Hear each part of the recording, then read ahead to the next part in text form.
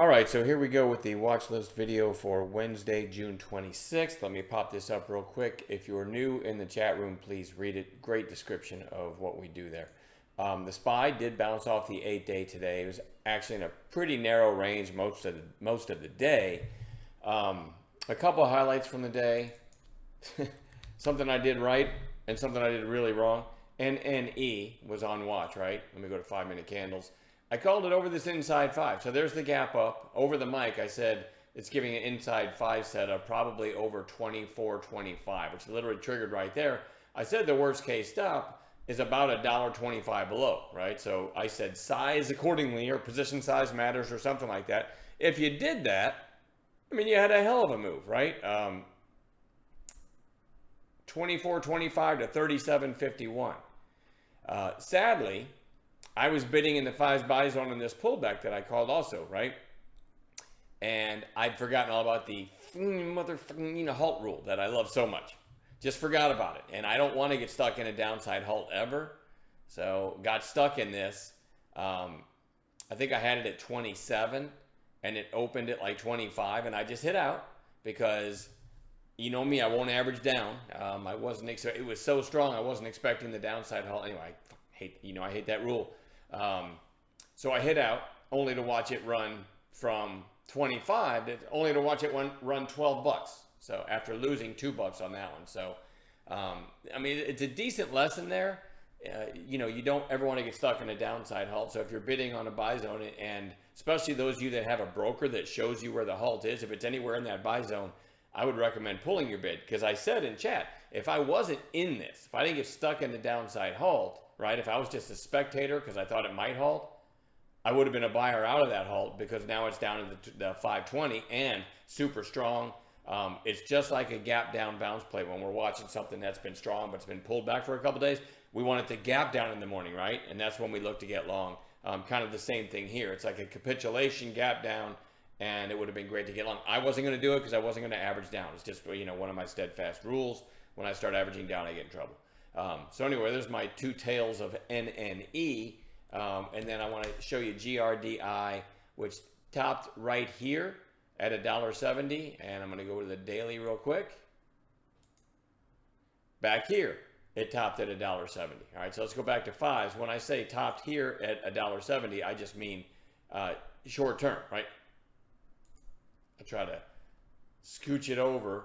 So there, you can kind of see how it put in a top, right? Took out this high, but so now I put in a top, and then the next candle put in a red candle. That's what we want, at least a 5-minute rest. And that qualifies as our 2-day high break, right? Today's high, intraday, $1.70. We're getting a pullback from that, and we know the other day it hit $1.70. And Eon in chat was astute enough to point that out and call this over $1.70 right there. And these are 5-minute candles. So within 6 or 7 minutes, it's all the way at 222. That is a great percentage gain in 6 or 7 minutes. So I thought that was a great post, and Eon does that a lot, so keep your eyes on him in chat. All right, so there's some highlights from the day. ENVX, nice breakout. So we are going to watch that one tomorrow. GRDI, I just talked about this one. It's strong, so I'm going to put it on watch. DJT, I don't know. I don't love this because it's been really weak, and then you had to bounce up into what we would call the sell zone between the 8 and the 20.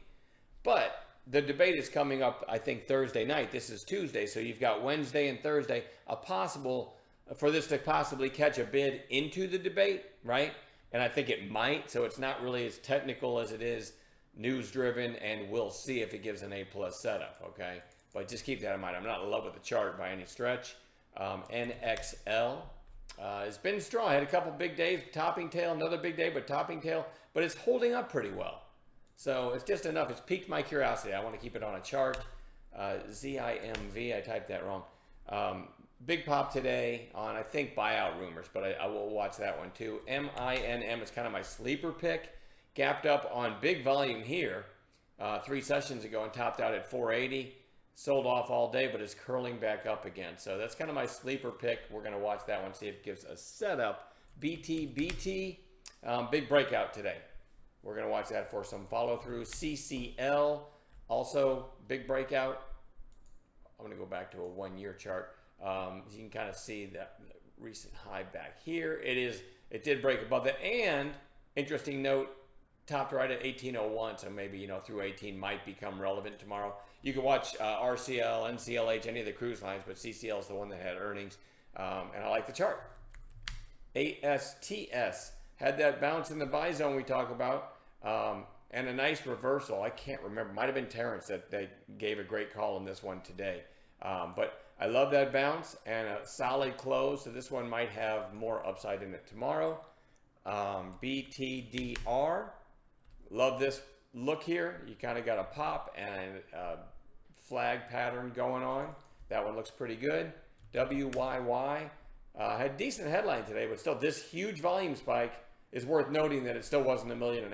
So it's a thin stock, but we'll see if it gives any kind of a setup. SPEC.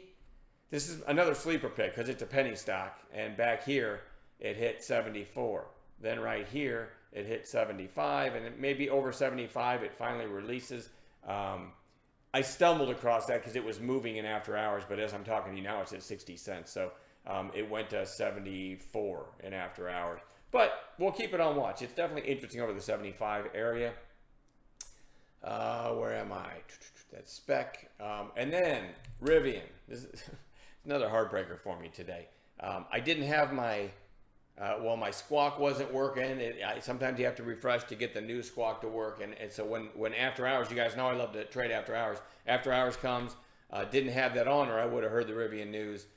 And forgot to switch to extended hours. So even then, a trade wouldn't have worked until I fixed that. So, man, I'll tell you what, in trading, you've got to always be on your toes and be ready. So, note to self, when 4 o'clock gets here, I've got to make sure my squawks are working and have them front and center, right? I got 2 different new squawks I focus on. And on top of that, make sure I have switched my broker to extended hours. So just... I'm off lately. I got to get it back together. FDX also reported in after hours. This is the daily chart for FedEx. It went all the way to 298.98. You can round that up and say basically going to 300 in after hours. As I'm talking, he was holding up pretty well, trading at 295. So that's certainly worth watching as a gapper tomorrow, as well as RIVN, RIVN. RIVN, the news was like $1 billion, up to $5 billion investment in RIVN. Or some sort of joint venture with Volkswagen. So that's a big name. Sounds like a big deal, right? All right, that's it. We'll add other gappers in the pre-market together tomorrow. I'm done babbling. We'll see you in chat.